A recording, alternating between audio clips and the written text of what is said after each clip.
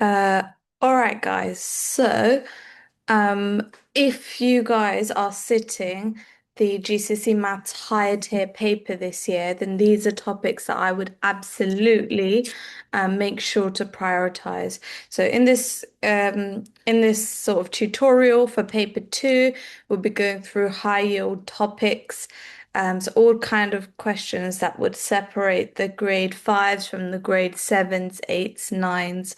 We'll be covering repeated percentage change, angles, a lot of trigonometry, a lot of geometry. Um, we'll also be going through graphs because graphs is a really tricky thing to go through. And we'll also be looking at ratio and vectors and a lot of different types of topics and questions that have come up before and that can come up again. Okay, so we will go through each question. What you could do is you could pause it, you can have a go, and then we can go through it together.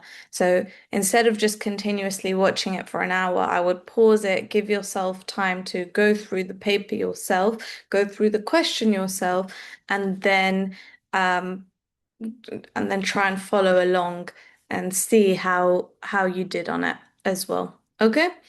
So let's start working through the first question. The first question is on percentages. Remember, this is a calculator paper, so you will be using your calculator.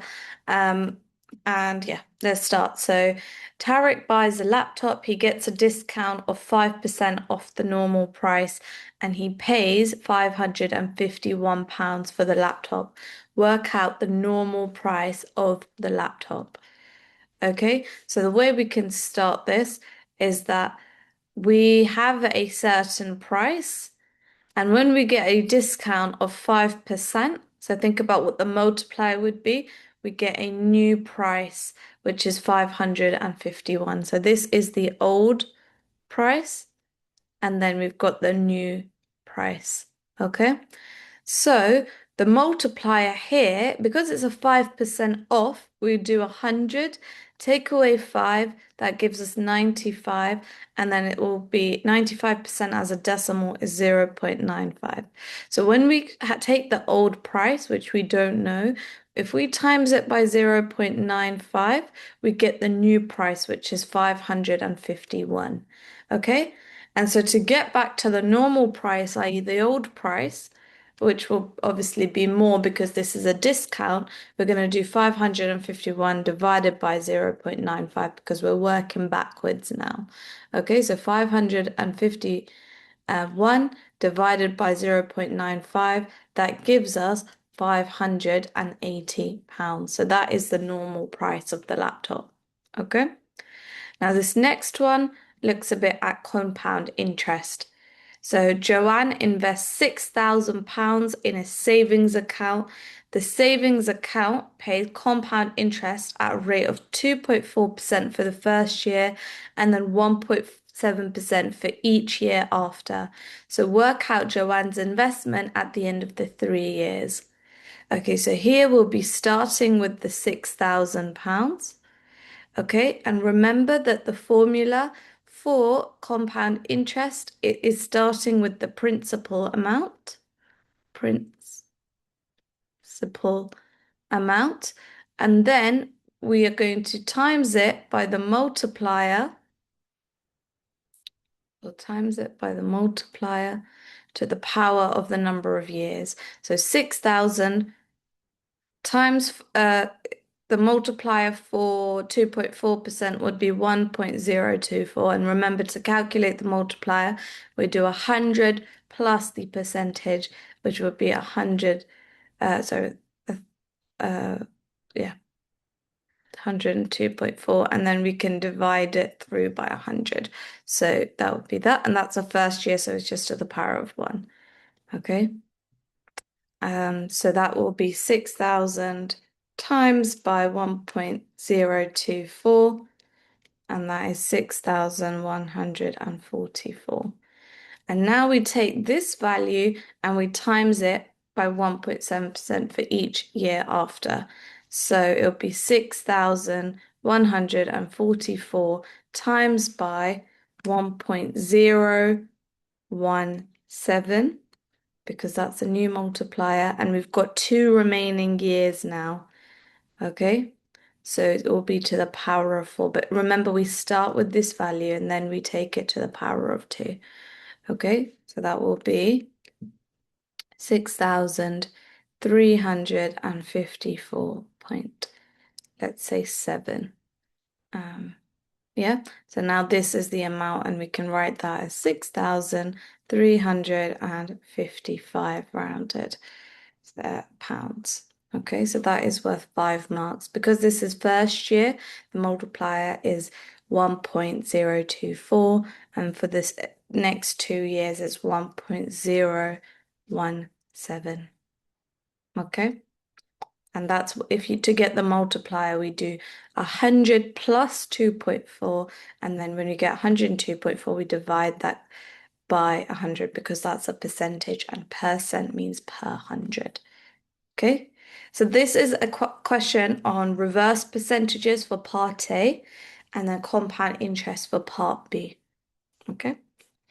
Okay, let's try our next question now. So this is a question on angles, and it also relates to circle theorems. Now, in paper 1, you did have a circle theorem proof, but you didn't have circle theorems as such. And so a question like this it can easily come up as well because, yeah, you weren't tested on circle theorems as such. So let's have a go. A, B, C, and D are points on the circumference of a circle center O.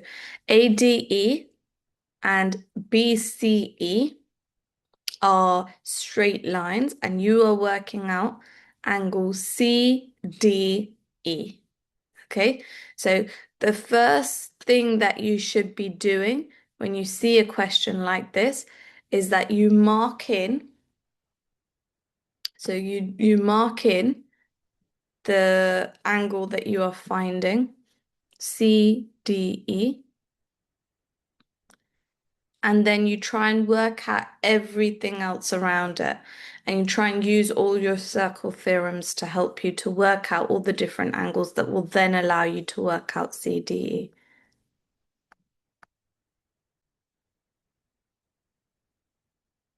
Okay, so the CD is what you're working out. So what we can start off with is immediately I'm going to think circle theorems.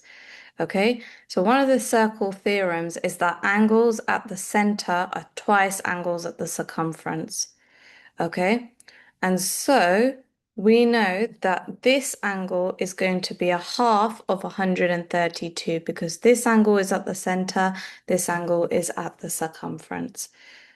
Okay, so that's one of the things that we can work out that will really help us. And that is based on the circle theorem.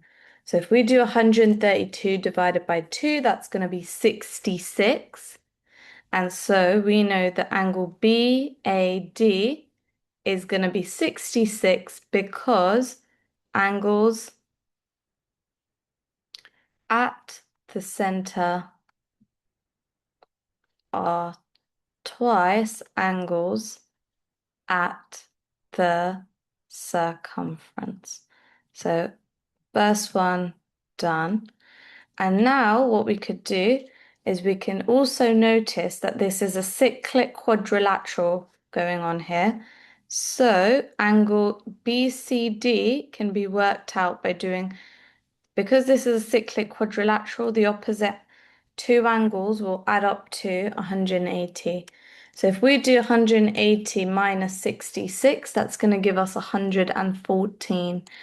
And so we can say angle BCD is equal to 114 because opposite angles in a cyclic quadrilateral add to 180. Cyclic quadrilateral add to 180. Okay, brilliant. So that's BCD.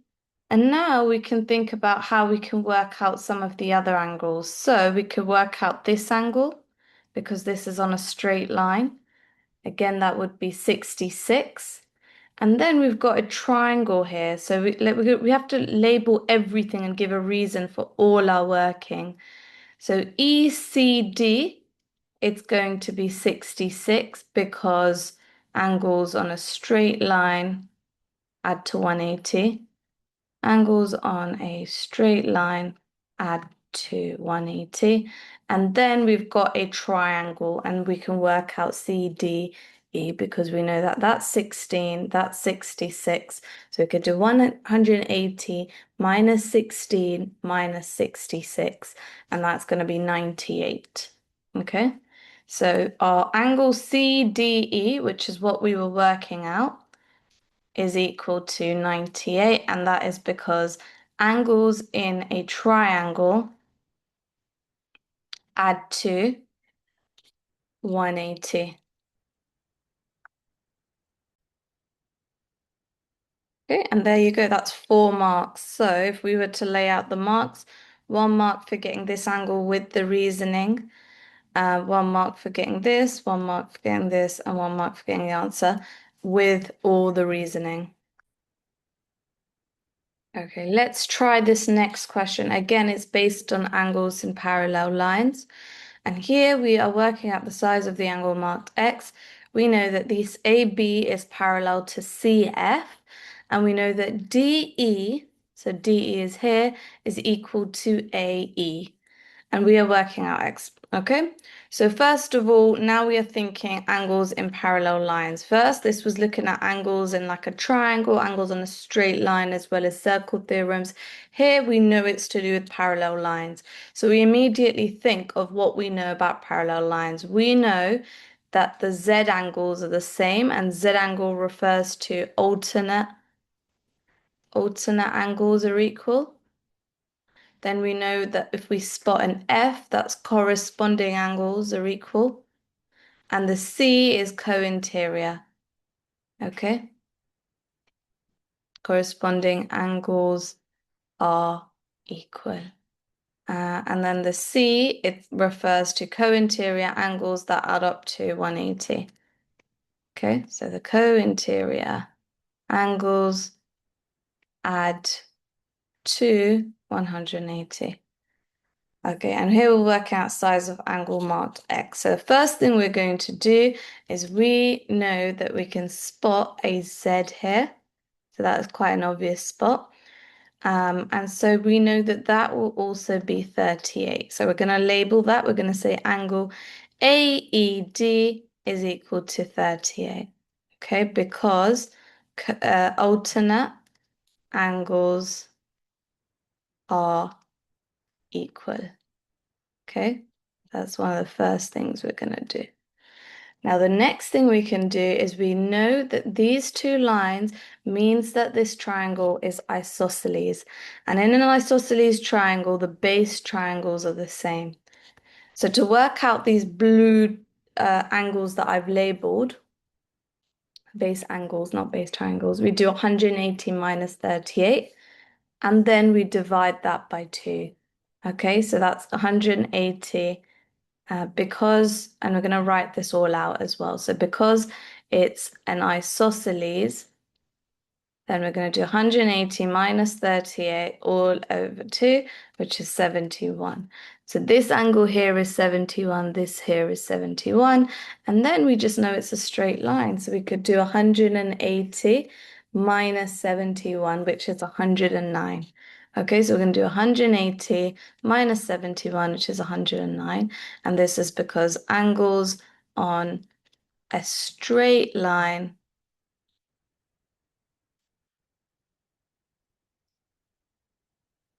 add to 180. Okay, so number 1, so you get 1 mark for saying it's 38 because alternate angles are equal. So 2 marks there because you're saying that.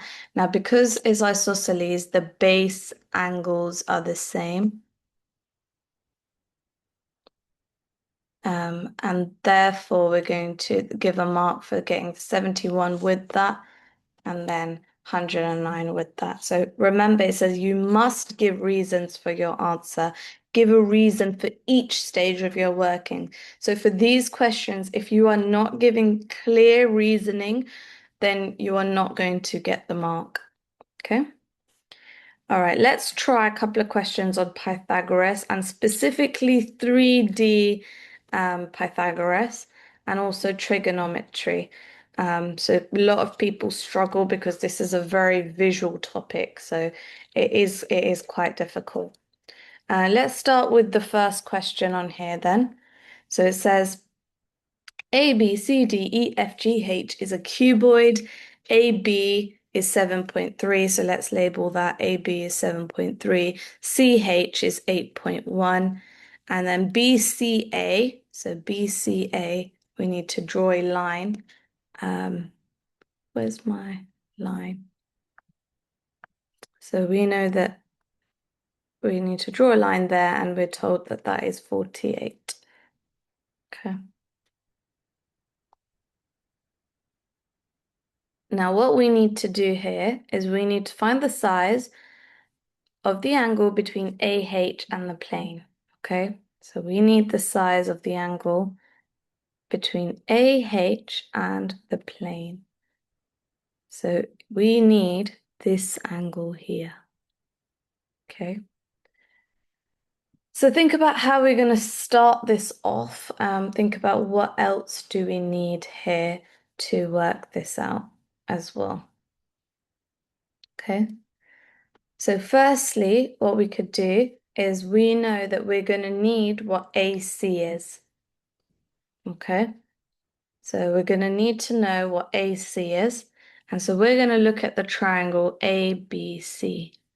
And this triangle, it is a right angled triangle. We know that AB is 7.3, and we know that BCA is 48. Okay, and we need AC because that is then going to help us to work out that missing angle there. So AC is this, and we're going to label it now. So we will label, this is the angle, this is opposite the angle, this is adjacent, and this is hypotenuse. We're not interested in adjacent, but we're interested in opposite and hypotenuse. So we know that the sine from SOHCAHTOA, remember, so is sine of theta equals opposite over hypotenuse. Ka is cos of theta equals adjacent over hypotenuse, and TOA is tan of theta equals opposite over adjacent. So we know that the sine of 48 is going to be equal to opposite, which is 7.3, over hypotenuse, which is x.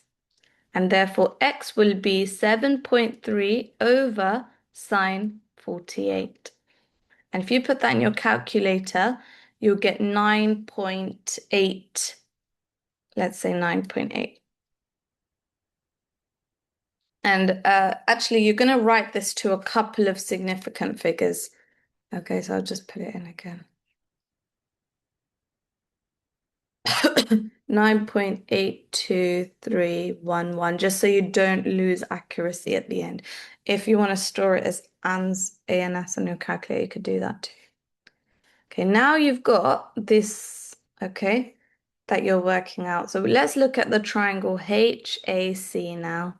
HAC, and that's actually this angle that you're working out. You know CH is 8.1, and we've just worked out AC to be 9.823, and therefore your angle X will be, okay, let's label it as angle Y. So let's write tan of Y, and the reason it's tan is because it's opposite and this is adjacent. So tan of y is equal to 8.1 over 9.823 ... And so to work out the angle, we're going to do tan inverse of that, and that will get us the answer. Okay, so let's do tan inverse of 8.1 over 9.823, all of that. And our answer will be 39.0. or 40.0 if we round it. Sorry, 39.5 if we round it. Yeah, 39.5 degrees to one decimal place, and that is your answer. Okay, so this is a 3D Pythagoras. A lot of people struggle here, so it is worth practicing it. Now, what you can do is you could try this one now. So have a go at this one, and then you can also have a go at this one. And I will just show you the answers for these two. So the model solutions. So have a go, pause the video, and then I can show you the model solutions. Okay, so here for this question, the first thing you're doing is you're working out the length of DM and the length of MA by doing 2/5 of 15, 3/5 of 15. And then you are going to set out the triangle. You are going to work out EB as well. So the way you're going to do that is through trig. So tan 35 is EB over 15. And then you're going to do Pythagoras's theorem to then work out what MB is. And the last step is that you're going to use tan inverse, just like the previous example of EB over MB. And that will get you 31 degrees. That's 4 marks. And then with this one's quite a simple one. And so what we are doing here is because we want the lower bound of the angle, we want the lower bound of AB and the upper bound of AC. Because when you do that, then you will get the lower bound of sine x, and then you can just do inverse sine. So that's 3 marks. I'd say 3 fairly easy marks for that one. Okay. Next question is on functions. So functions is not too difficult, but it does confuse people, and I've chosen some hard questions on it here. So here for A, we're finding g of 16. Okay, so all we need to do here is we need to put 16 into where x is. So we're going to do 16 times 2 minus 5. Don't forget to put brackets around it, and then you want to cube root it, and then you can just insert it into your calculator. So 32 minus 5 cube rooted, and that should get you 3, which is your answer. And in this next one, you want to find out hg to the negative 1 of x. So here first you need to do g of negative 1 of x and then put that into h. Now in the next example, so I've chosen it, there's brackets around f and g, or whatever the letters are. So for this one, you need to put g into f and then inverse it. But because you've not got brackets here, you've got to do g inverse. So think about how do you find inverse in functions. So you would do y equals, and then you would do the cube root of 2x minus 5, and then you would rearrange to make x a subject. But then at the end, just replace the y. So it'd be y cubed plus 5 over 2. And that would be x, and then you would just replace it. So g of negative 1 of x is actually going to be x cubed plus 5 over 2. And now we're going to insert that into h, and we know h of x is 1 over x. So we're going to actually just do 1 over x cubed plus 5 over 2, which is going to be 2 over x cubed plus 5 when you divide them. So our answer to hg negative 1 of x, it's going to be 2 over x cubed plus 5. And that is your answer. So see if you can do this one now. And for this one, you need to remember there's brackets here. So think about what changes. Okay, so here's your answer. So for g of f of 1, your answer is just a quarter, so you just plug it in. And then for this one, you first do f of g, so put g into f, and that gets you 48 over x squared. Sorry, for 48 over x to the power of 4 plus 1. And then you would just do it the inverse. And so that's your answer, the fourth root of 48 over x minus 1. Okay, so that's your answer. You could just check that. Now let's have a look at advanced trigonometry. Now, trigonometry focuses on the sine rule and the cosine rule. Okay, and the sine rule and the cosine rule are used for non-right angled triangles. SOHCAHTOA is used for right angled triangles, and sine rule and the cosine rule are used for non-right angled triangles. This is really important. Also, the area of a right angled triangle is half times base times height, whereas the area of a non-right angled triangle is going to be half AB sine C. So that's also really, really important. Okay. So for this first one, we're asked to work out the length of AB. So we're working out this length here. Now, at the moment, we can't work it out using the sine rule or the cosine rule, because the sine rule is when you've got two pairs of opposites, so you've got a length and the opposite angle, and then you're working out either an angle or a length in the opposite too. And the cosine rule is if you've got all three lengths and you're working the angle, or if you've got two lengths and the angle sandwiched between them. But we know that if we work out CAB, then we'll have one pair of opposites, and in the other pair, we're working something out. So the first thing we're going to do is we're going to work out the angle CAB by doing 180 minus 34 minus 26, and that is 120. So angle CAB is equal to 120 degrees. And then once we know that's 120, then we can set up the sine rule. So the sine rule is A over sine A being the lowercase a being the length and uppercase A being the angle, equals B over sine B. Okay, so here A, it's going to be 23.8 over sine of 120. And that equals this length which we're working out, which we can label as x, over the sine of 34. Okay, so then we are going to do 23.8 over sine of 120, and we're going to times that by sine of 34 to work out what x is. So x is going to be 15.37 centimeters. And that is your answer. Okay. Now in this next example, we are working out QS. So what you could do is pause and have a go. Okay. Now to work out QS here, we first need QR. And the way to work out QR is using the cosine rule. Okay, so the cosine rule is, you can label it as QR squared equals, so we know it's A squared equals B squared plus C squared minus 2BC cos A.